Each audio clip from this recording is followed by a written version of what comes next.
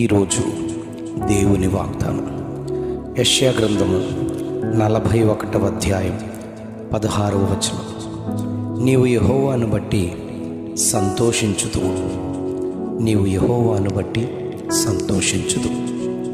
ఇశ్రాయేలు పరిశుద్ధ దేవుని బట్టి అతిశయపడుదు.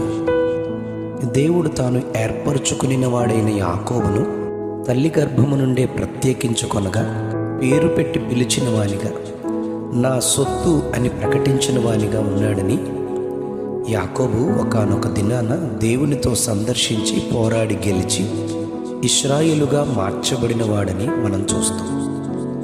ఇశ్రాయేలుకు విరోధులు ఎందరున్నను అందరి మధ్యలో నుండి ఆయనే వాగ్దానం చేసి వెలుపలికి నడిపించినట్లుగా చరిత్రను మనం గమనిస్తాం.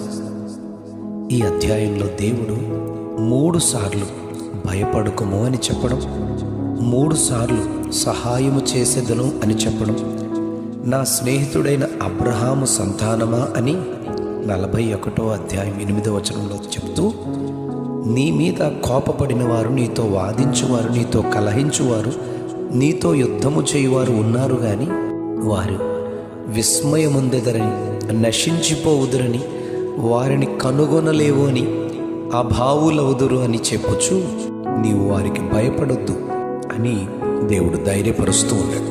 23వ కీర్తనలో మనం గమనిస్తే అక్కడ దావీదులా అంటాడు, నా శత్రువుల ఎదుట నీవు నాకు భోజనము సిద్ధపరచుదువు అని దావీదు అతిశయపడతాడు.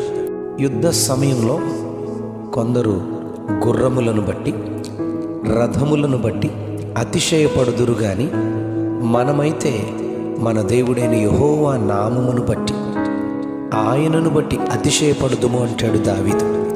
20వ కీర్తన 7వ వచనంలో అలా చెబుతాడు. ఇశ్రాయేలు ప్రజలు ఐగుప్తు నుండి ఎర్ర సముద్రమును దాటించిన దేవునిని బట్టి ఎంతో సంతోషించారు, అతిశయించారు.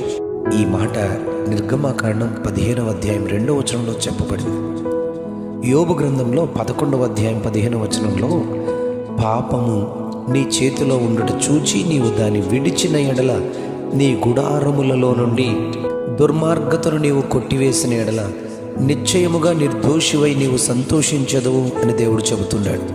యోబు గ్రంథం 11వ అధ్యాయం 19వ వచనంలో, ఎవరి భయము లేకుండా నీవు పండుకుంటావు అని ధైర్యపరుస్తాడు. అందుకే అందరికీ అన్నిటికీ భయపడి బ్రతుకుచున్న యాకోబు ఆ రోజు త్రోవలో దేవుణ్ణి దర్శించి పాపమును ఒప్పుకున్నాడు. ఏశావుని అని అన్నిటికీ చెప్పేవాడు దేవుని ఎదుట యాకోబును మోసగానిని అని ఒప్పుకున్నాడు. నాటి నుండి దేవునికి సేవకుడైపోయాడు.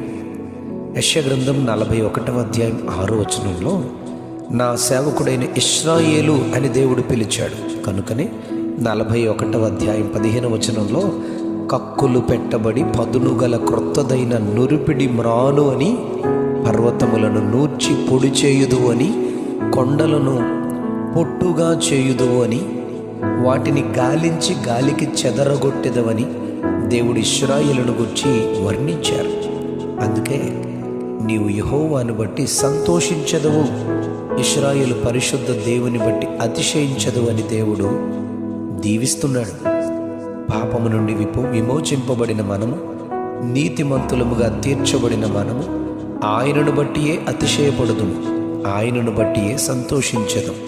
కనుక భయపడక దేవుని సహాయము ద్వారా శత్రువైన సాతాను యొక్క క్రియల నుండి విమోచింపబడి ఆయనకు సాక్షులుగా జీవించే కృపను దేవునిలో పొందుకుందుము గాక.